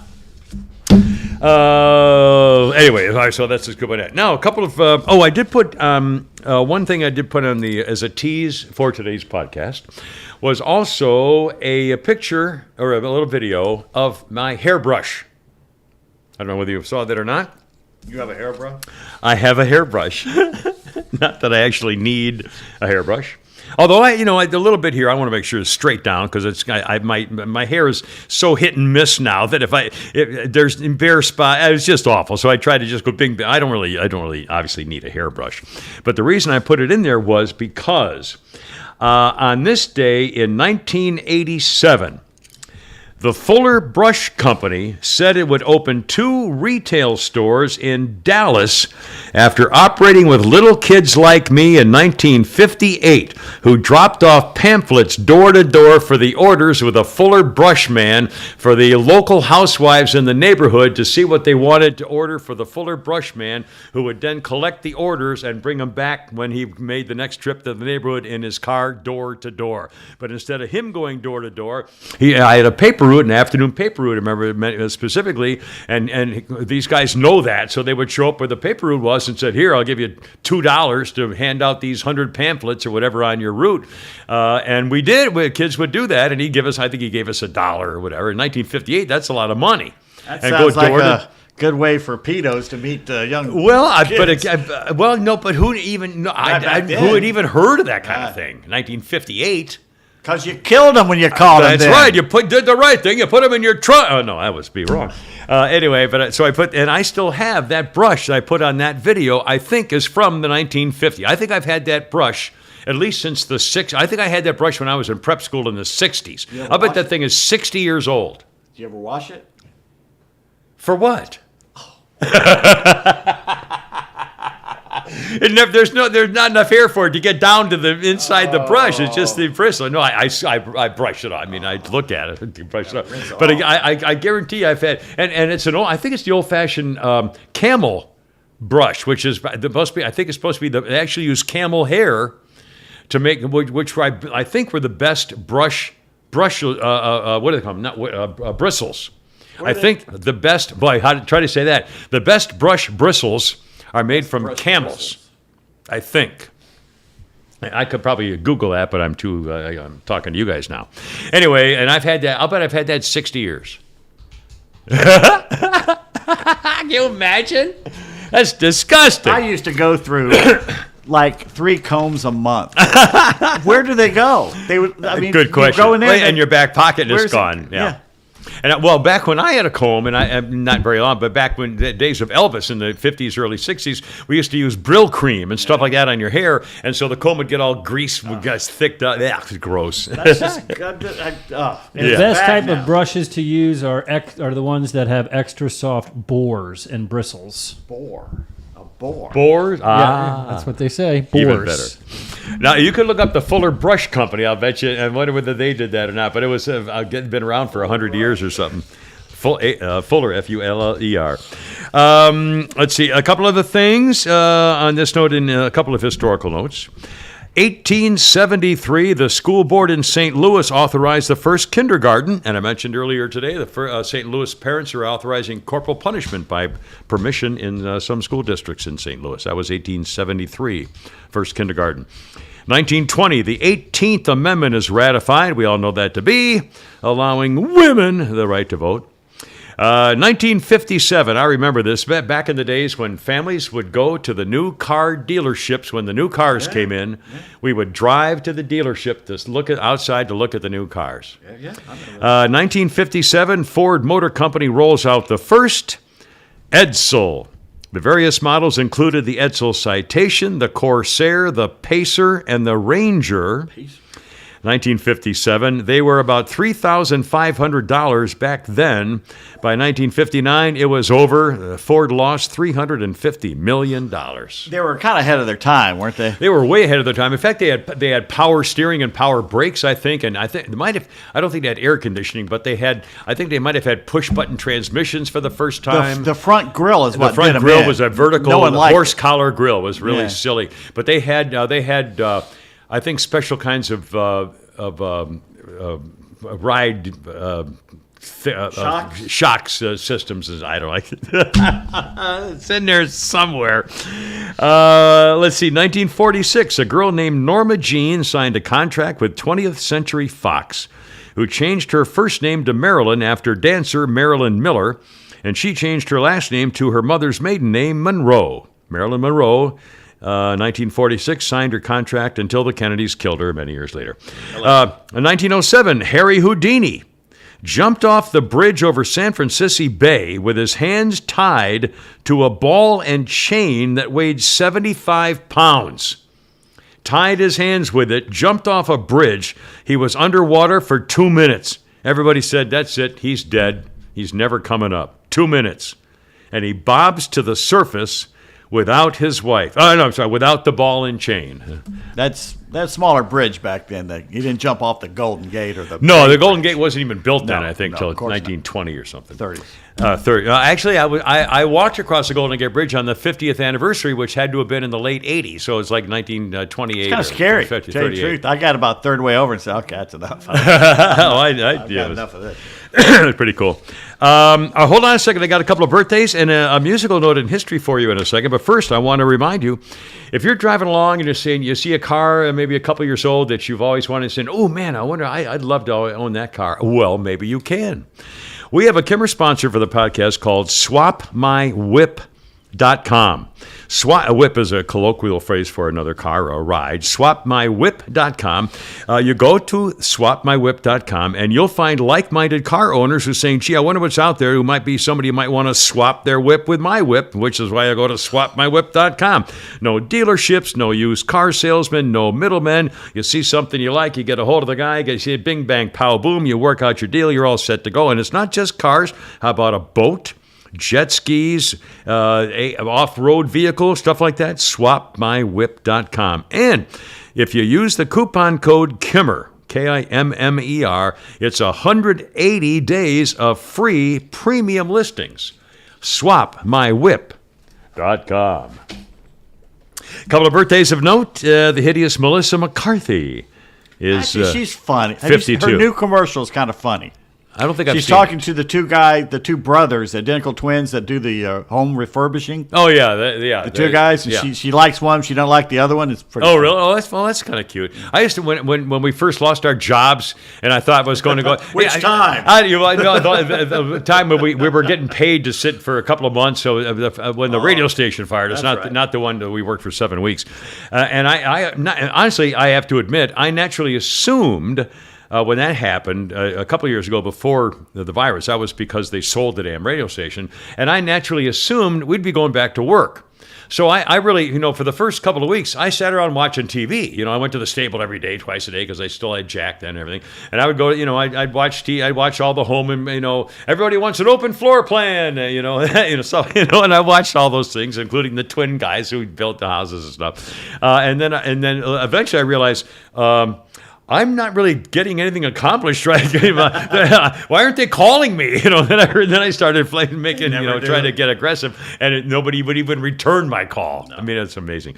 Anyway, a couple of the birthdays. Chris Pine, the actor, is 42. He's been, I guess 42. He's 42. His dad is Robert Pine, who was an actor who played the part of the boss of Ponch and John on Chips. I remember that. Yeah, I remember that. Their boss was Robert Pine, who is Chris Pine's father. Chris Pine, 42 today. Chris got all the looks. Yeah, I'm trying to remember what the guy's face. I didn't look it up. I forgot to look at him. I remember the TV show, of course. Macaulay Culkin, 42 today. John Mulaney, the comedian, is 40. I don't have it anymore because it's extra money. I used to have the XM comedy channel things. And I think he's funnier than hell. He does a bit about watching Law and Order, and he says, it's all the same, and you really kind of, after a while, you really wonder what the dialogue's doing. He says, Lenny comes up to this guy. Lenny comes up to try to investigate a murder, looking for clues, and he comes up to a guy at a warehouse, and the guy at the warehouse is always loading things on a truck. And what's funny is he never even stops loading things on the truck. And Lenny says, talks to the guy and says, Martinez? Yeah, I knew him. Used to work on Tuesdays. He goes into a whole thing. Clearly funny, not the way I'm doing it. But he was a very funny comedian. And the reason I mention him is because he was married and started cheating on his wife with Olivia Munn. And knocked her up. Immediately and got her pregnant. This is all while he is in and out of drug rehab. Yeah. In fact, there's this. He did a big. I think he's done a documentary or a Me Tooism. He's a piece of shit, is what he is.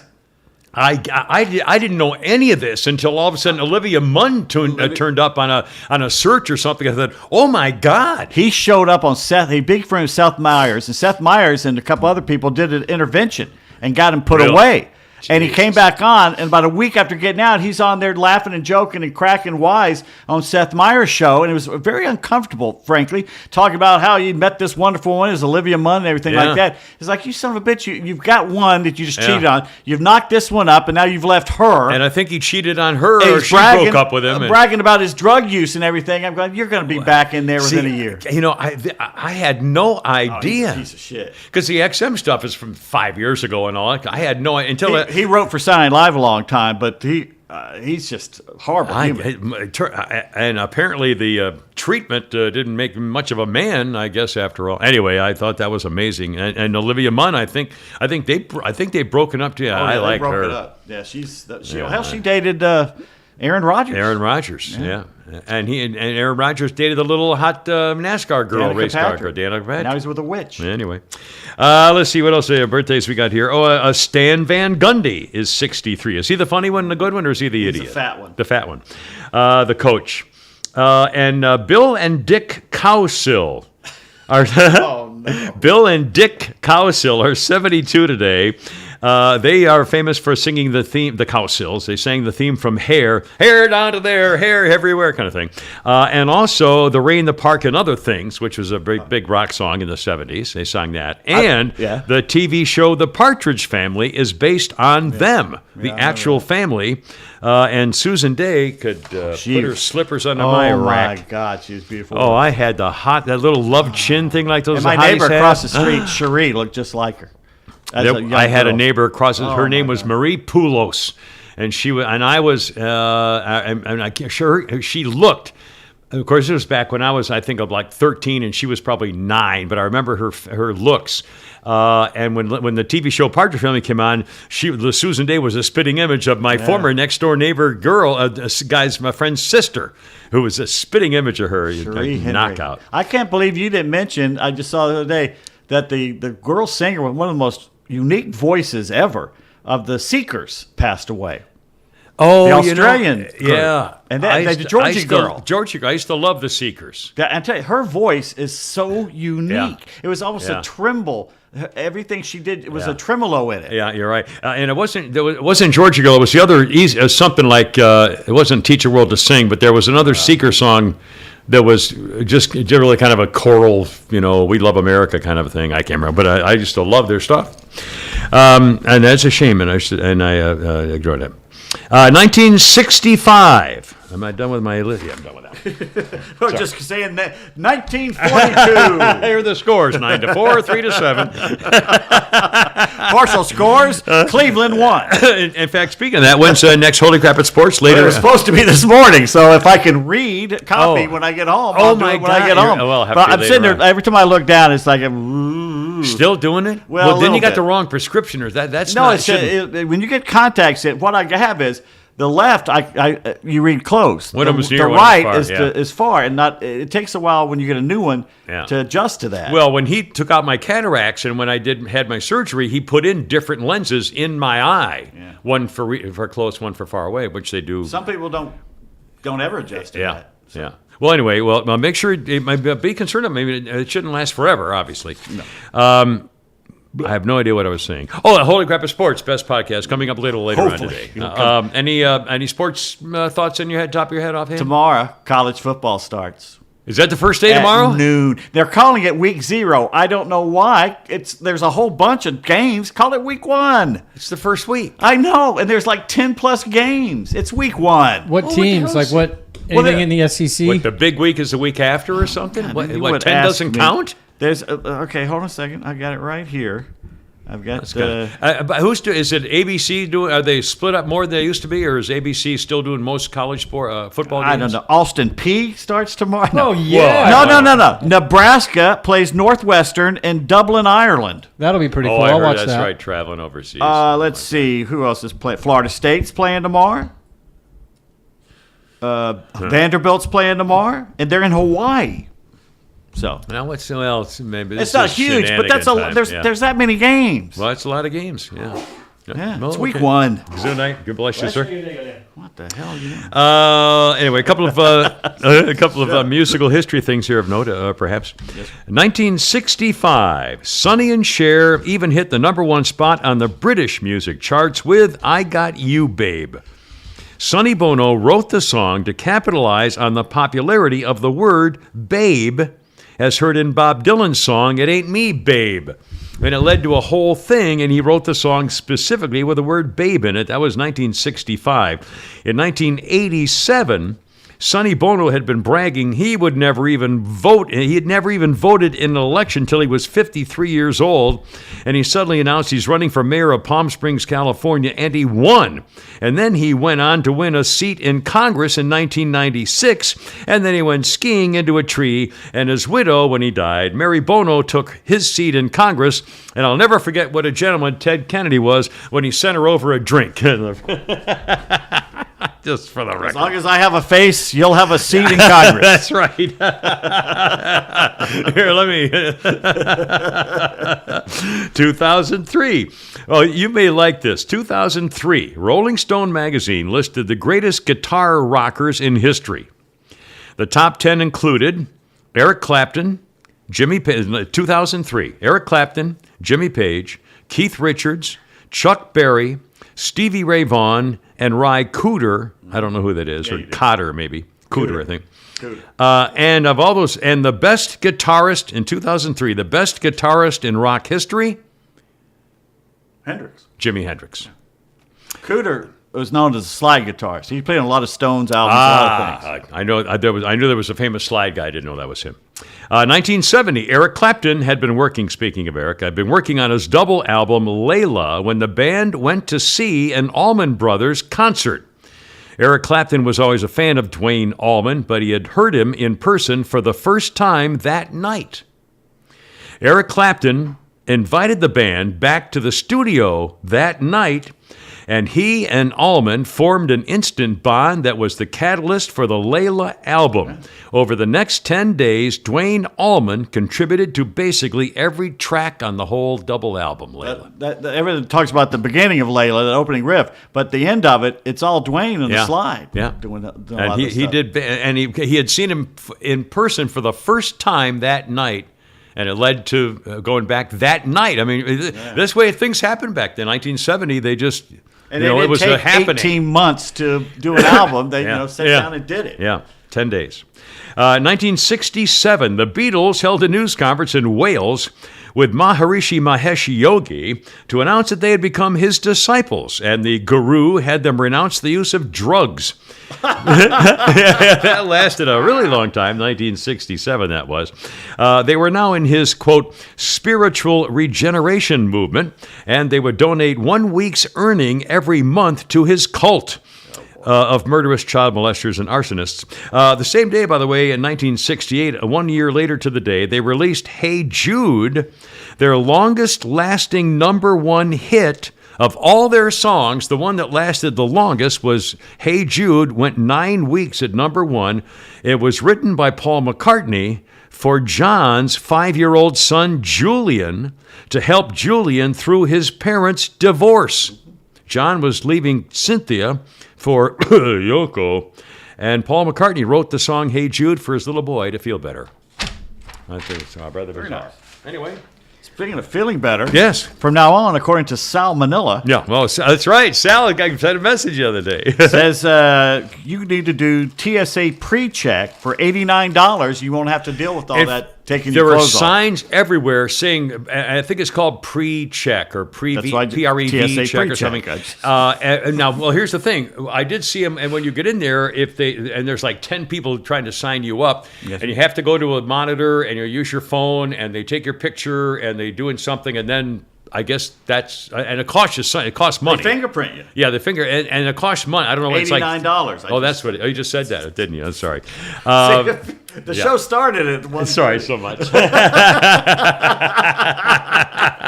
Well, Sal also sent another message of a more personal note. Yeah, and by the way, I may have also sent a message. I remember I was complaining when you go to the airport now, when you're pulling up to the arrival or departure, they have the cones dividing the lanes, so you can't get over to the curb. Well, the guy who works there or works at one of the airlines said, actually, now you can go ahead and stop in those other lanes, and people just have to wait because they're all unloading lanes now. I guess so. That's too big. So it does, it's there's too many people. So don't feel bad when you're in the 4th lane from the right and all the cones, and you have to take the bags out, stop the car, unload the bags, and walk on the crosswalk. I mean, that's what you got to do. You don't have any choice. You can't go any farther. That's true. Anyway, and you said you waited 2 hours before you took 2 off? hours on the plane in the plane on the tarmac. Yeah. Samuel says, he passed this on.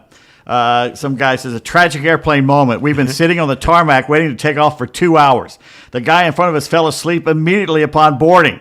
He just woke up and started getting ready to get off the plane. He thought we had landed. My wife broke the news to him. Can you imagine the poor bastard? Oh, that was great. Where's my shit? I'm going to let him go on and see if he can get off the plane. Okay. Stewardess, I didn't get my meal. Okay, how many times you been in a room or something and someone is on their phone, they set their phone down and they leave. They leave for seconds. Yeah. Here's what you do. Text a random phone number, the following message from someone else's phone. The fat one won't fit in the wood chipper. What do you want me to do? Okay. Very swell, nice guy says, I'm sorry, but calling the monkeypox the pandemic of the unvaginated is the funniest thing I've ever heard. God. The unvaginated. What else we got? Talk about birthing parent. Okay. Apparently, it's rude to poke someone in the forehead and say, skip intro when they talk to you. Let's see. It was one more thing we're supposed to do. Blah, blah, blah. Who knows? Levi Walker Jr. is in bad shape right now. He's got diabetes, Chief Nakahoma. Oh, no. He's in the hospital. His daughter has started a GoFundMe page for him to help him out. He's in the ER. So if you want, go on GoFundMe How and old look is up. he? He's got to be up there pretty good now. Boy, let's see. She says Is it in still here. the original guy? Yeah, there's It was only Chief- one it Chief was only Nakahoma. one, As far right? as I know, there's I don't only think one there was- Chief I think he was the Nakahoma. only original guy. Yeah, it Well, doesn't he's say gotta how be in his old. 80s. He's well, yeah. He's Well, hell, up it was there. in the 70s. He was here in 1970. 69 he was Yeah. there. From 69 to 85. He had the teepee. He has to have a teepee out in there. left Remember field. that? In left field. Yeah. And Ted took it down, and they lost 18-something straight, and they put it back up, and they started winning. By the way, you've watched Resident Alien, right? Yeah. One of the funniest things was when the foot showed up. The foot in the lake. Yeah. Okay. Yellowstone Park is providing updates now on a foot found floating in the hot spring. Yeah, the dead body's turning up because the Lake Mead is disappearing. But this with is the Yellowstone. Yellowstone. And the hot springs. How did that happen? Somebody fell in there? If you fell, you're not going to live very long if you you'll fall in die that sucker. immediately. Boil you. Yeah. Yeah. Yeah. Do you ever cook something in the microwave, but it's still really cold in the middle? Yes. And you just keep eating it instead of heating it longer because life is pointless and entropy is unavoidable and the universe is filled with callous and casual destruction? Let me ask you this, Batman. Okay. Riddle me this. How come sometimes if I put a plate of something, spaghetti and meatballs or a meat sauce and something on a plate, on a microwave plate in the microwave, and I do it for like 35 seconds, about 20 seconds in, it starts to pop. Sometimes the things you're doing only after like the 20, 30 seconds start popping. Yeah. Pockets. That's air pockets? Because it always, I thought, oh my God, what's happening to my food? And it's only been 20, 30 seconds, so I don't understand why it starts popping out. Can you imagine what the inside of his microwave looks like? It's probably encrusted. I don't have any idea. Do you ever clean it? Oh, yeah, I do. Okay. Every 7, 8 years. And finally, I don't understand. My nephews are into this. I don't understand the seltzer thing. It tastes like ass. Yeah, no, I to don't me, get right? seltzer. Do you drink seltzer? Jennifer does flavored seltzer too. As long as if it's people seltzer. they're sheep. They only do something because someone else is doing it. no, right? no, All thanks. right. Yeah. White. This is the best description I've ever heard. Yeah. White Claw seltzer. White Claw. Tastes like you're drinking TV static while someone screams the name of a fruit from the other room.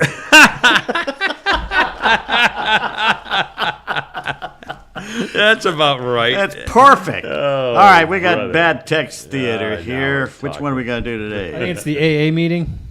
Okay, where the hell is? All right, we did Dracula. AA meeting. It's the one under the barbecue sandwich with the chocolate. All right, it's like a golf thing. Yeah. All right, there's a guy and a meeting leader at the whatever. All right. I'll be the guy. You can be the meeting leader. All right. Okay. Oh wait a minute. There's another dude too. Yeah, there's three people here. Oh, you can There's be two. guy, the leader of the group, and another dude. Should I be the shouting other? at the leader? I'll be the other dude. So you've got two different voices. Yeah. You're a Right. guy talking, then the meeting leader says something to me, Right. and then the he'll third pipe guy up as the reacts. third guy. Okay. Ready and cue it. Hi, my name is Steve, and I shot a 105 yesterday. Steve, this is an AA meeting. You can't just. Hey, dude, shut the fuck up, Karen. Can't you see the guy's in pain? Go on, Steve.